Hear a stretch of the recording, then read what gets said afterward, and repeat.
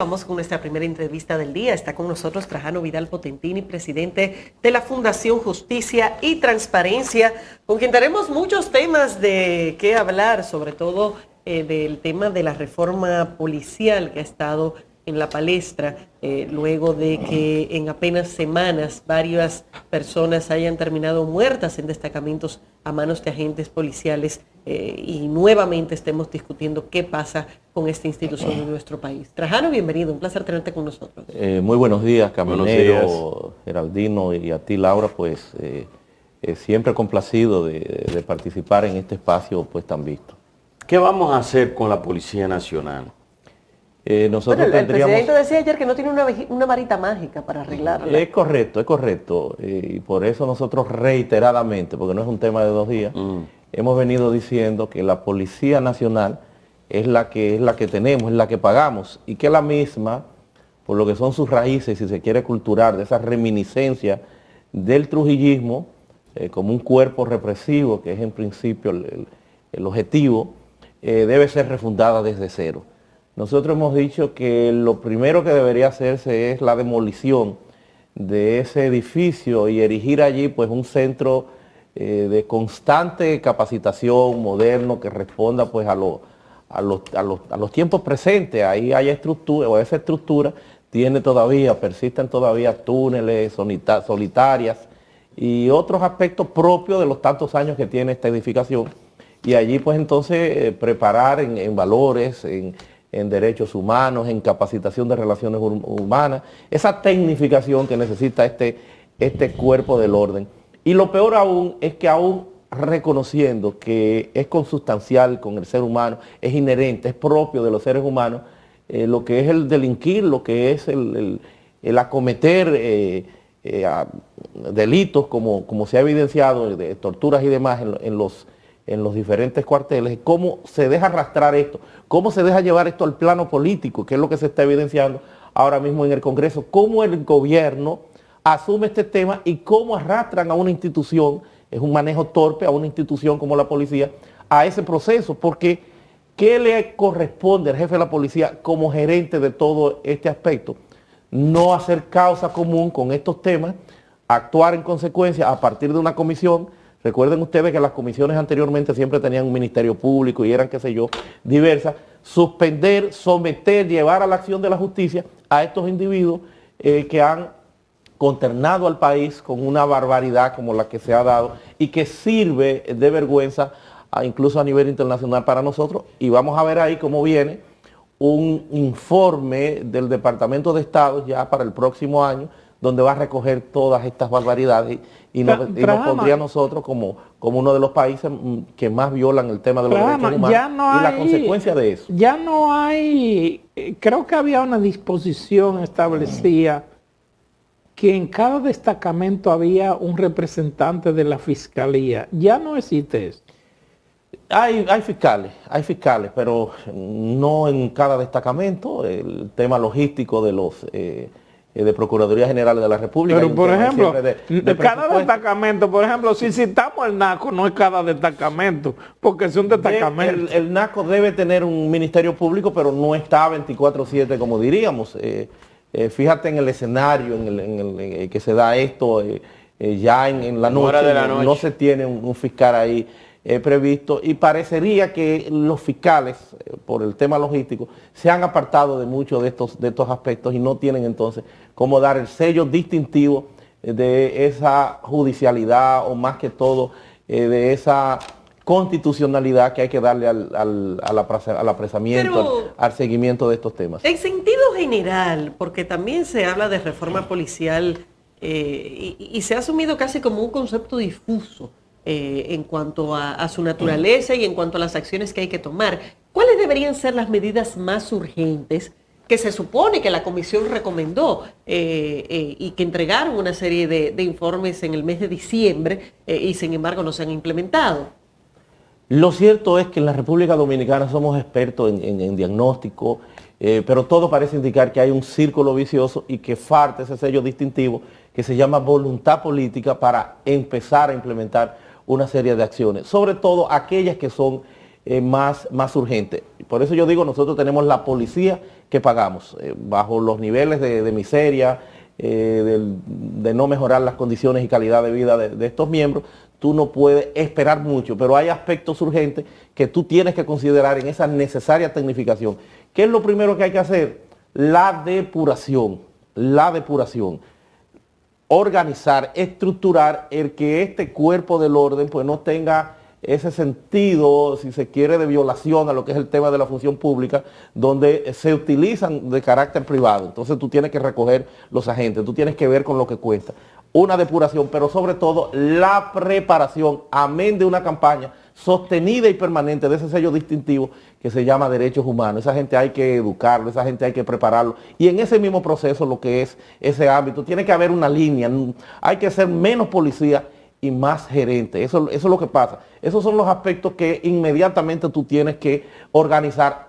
Además también de la cero impunidad, de la cero tolerancia, que fue lo que debió haberse dado, no solamente en este caso, sino en lo que sucesivamente se vienen dando, que se registró en Santiago por un lado, en Ocoa, y ese largo rosario que vemos que las redes sociales pues nos sirven ese día a día, en algo que reiteramos es de naturaleza cultural. Cuando tú logres que no haya impunidad, que haya ese sentido que tiene el derecho penal en lo que es la prevención general negativa, ese disuasivo que se aplique en las leyes, porque no es que va a pasar, eso es un fenómeno social. Siempre se darán abusos, siempre aparecerán desaprensivos, pero tiene que haber un sistema, tiene que haber un esquema de consecuencias que mande ese mensaje a la sociedad. Frente a todo este escándalo que se ha producido con estas 3 muertes en destacamentos, en el último mes, sí. El presidente reunió su gabinete y anunció 14 medidas protocolares para la Policía Nacional. En algunos casos, diputados de la oposición han advertido que eso no ha sido aprobado por ellos. Entonces, me gustaría conocer de una persona experta y conocedor si esas medidas se pueden hacer sin que el Congreso lo apruebe y qué otras medidas pudiera implementarse para nosotros tener, por lo menos, y avanzando en adecentar la Policía Nacional.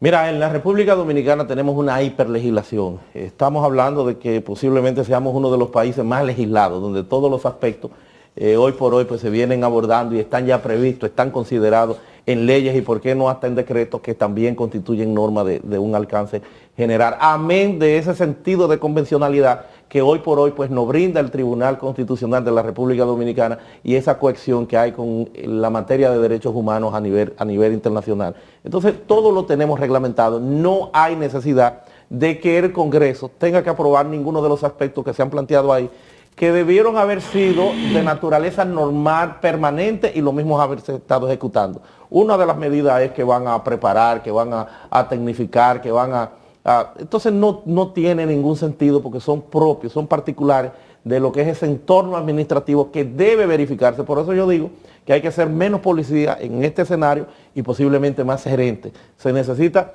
esa visión, se necesita esa observación propia de lo que es el componente constitucional, el neoconstitucionalismo, el Estado social y democrático de derecho. Por eso tal vez tú tendrás que buscar personas nuevas. Ya los tiempos de interrogar con un palo en la mano, incluso a partir de la emergencia del propio Código Procesal Penal, son otros, tienen que ser superados porque hay una prueba que es la que va a ponderar, a evaluar un juez y que tiene que no tener contaminación alguna. Entonces son aspectos en lo que hay que avanzar. Por eso yo lamento que pese a que el presidente de la República, algo que yo suscribo, porque yo también soy pro reforma, el presidente de la República decía que era un presidente que quería que lo recordaran en ese proceso, en ese espacio, en esa dinámica necesaria que implican la reforma.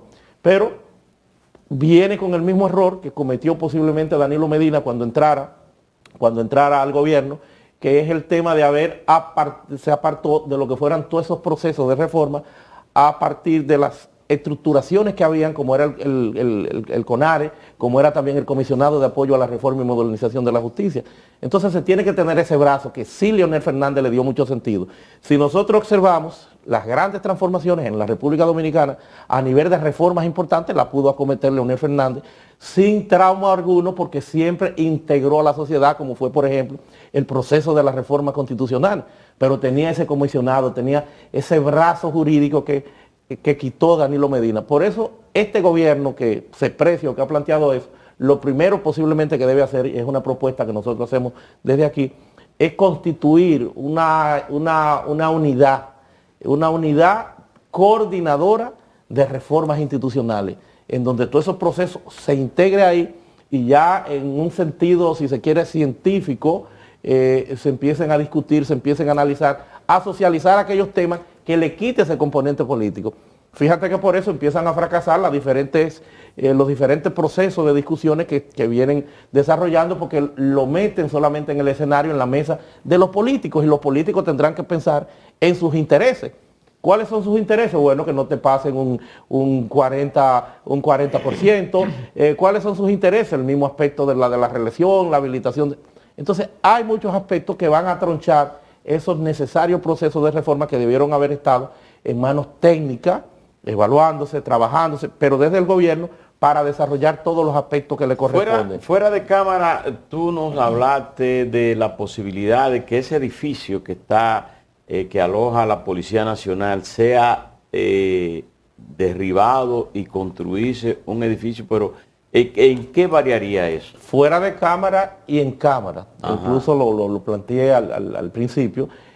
No, es una simbología de hacer un cambio. Por eso digo que es una refundación de hacer un edificio. Es un edificio, es dar un mensaje, un edificio que sea una especie, si se quiere, de homenaje a las víctimas caídas, y que el mismo sirva dentro de la misma Policía Nacional, que tendrán que buscarle otro escenario, otro espacio para lo que es su operatividad fuera del centro, pero que esto sirva para una universidad en derechos humanos, en seguridad pública, porque se necesita educación, se necesita conciencia. ¿Y la policía? Pero eso tiene suficiente espacio, porque eso tiene un parqueo delante y uno detrás que son más grandes que el Palacio de la Policía. Sí. Bueno, pudiera ser entonces una edificación, pero exacto. Claro, lo que hay es que esa reminiscencia del trujillismo, por eso hablo de una necesaria simbología de dar ese mensaje, a eso que se le llama voluntad política, que vaya, este aspecto que es cultural, que se vaya desarraizando. El tema de los abusos policiales, sin embargo, no se está limitando al ámbito de la Policía Nacional como institución. Justo el Listín Diario señaló hoy que hace un mes exactamente del incidente que se presentó en el Canódromo, que se ha convertido no solamente en un problema de ciudadanos, en el sentido de que la retención de los vehículos y las dificultades para recuperarlos ya son un problema de una dimensión mayor, sino que ahí mismo a una autoridad constitucional, como el caso del Defensor del Pueblo, se le negó acceso y se llegó al maltrato. Entonces, ¿qué está pasando con el tema de estas instituciones de cuerpos de orden y ese sentido de autoridad que se está imponiendo de forma agresiva frente a la población y los ciudadanos, pero incluso frente a otros funcionarios apoderados para realizar funciones específicas? No hay dudas de que se trata de una cultura que se extiende no solamente a los miembros de la policía, sino a las demás autoridades militares en la República Dominicana. Desde luego, es más urgente, es más latente la policía, dada esa connotación que tiene como órgano constitucional de ser uno de los garantes, algo que de hecho hay que decir que le queda grande, uno de los garantes de la temática de la seguridad ciudadana. Y digo que le queda grande por el enfoque que tiene pues esto en su entorno de fenómeno social, y que debe ser encarnado a partir de políticas públicas por parte del gobierno. Entonces eso se extiende al resto de los cuerpos armados, porque es la misma base, ese trujillismo que tenemos, y que es hoy por hoy lo que trae pues el que tengan esa jefatura, ese poderío. Pero no es tan preocupante, naturalmente hay que trabajarlo y hay que extender lo que sería la experiencia comparada de lo que se logra en la policía a esos demás institutos o esas demás instituciones en el orden de cuerpo armado. Pero en la policía es donde hay que hacer énfasis, porque es el que tiene el contacto, el día a día, el tema de orden público con los ciudadanos, el que tiene esa presencia nacional, que no lo vemos con la Marina, que no lo vemos con el mismo ejército, y que no lo vemos incluso con la Fuerza Aérea. Entonces es en la policía que hay que hacer énfasis y extrapolar, llevar la experiencia, lo que se vaya logrando ahí, a esos demás institutos. Cuando yo hablo de la preparación en valores, en derechos humanos, en el sentido de lo que significa, lo que representa para los dominicanos la vida, los derechos humanos y todos estos procesos, es propio de eso. Sin dudas que la Policía Nacional ha perdido la confianza en una población que se irrita de cualquier forma de intervención con los agentes policiales y sin duda eso es innegable. Y además la brutalidad de algunos agentes policiales y es por lo que estamos tratando esto de forma directa. Ahora, también debemos revisarnos como sociedad, porque tenemos una sociedad violenta, donde ciudadanos son intervenidos de cualquier manera y le entran a galletas, se fajan a la trompada con las autoridades, pero también tenemos a ciudadanos que por el roce de un vehículo, un choquecito o el simple hecho del intento de casi un accidente, levantarse de ahí con una pistola, matar a otro, coger un tubo y romperle el vidrio o maltratar. O sea, tenemos que hacer algo en esta sociedad. Tenemos una sociedad completamente violenta. Desde luego hay que reconocer que hay una cantidad significativa de países que tienen mucho más niveles de violencia que nosotros.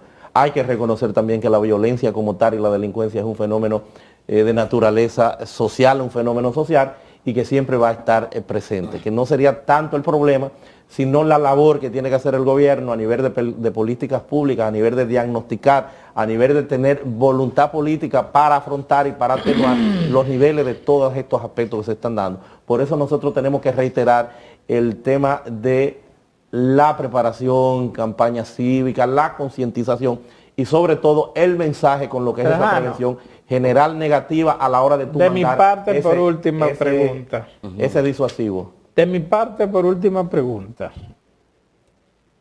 ¿Es posible refundar una policía donde un jefe de la policía, que no tengo que mencionar, dice que en un mes basta para que un jefe de la policía sea multimillonario, mientras un policía gana entre 15 y 20 mil pesos?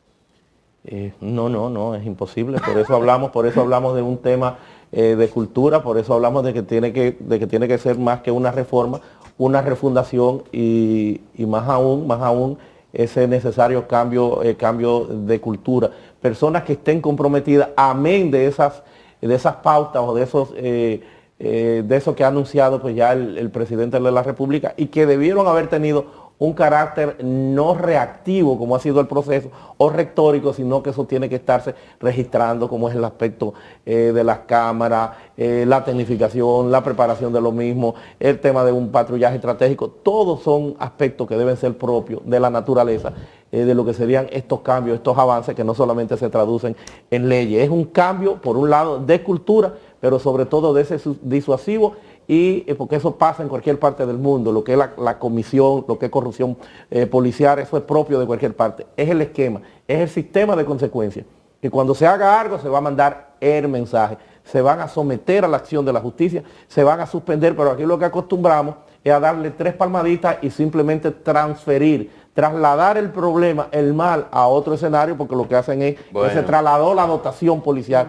en esa oportunidad. Trajano, muchísimas gracias por tu participación. Señores, despedimos a Trajano Vidal Potentini, presidente de la Fundación Justicia y Transparencia. Vamos a una pausa, enseguida volvemos.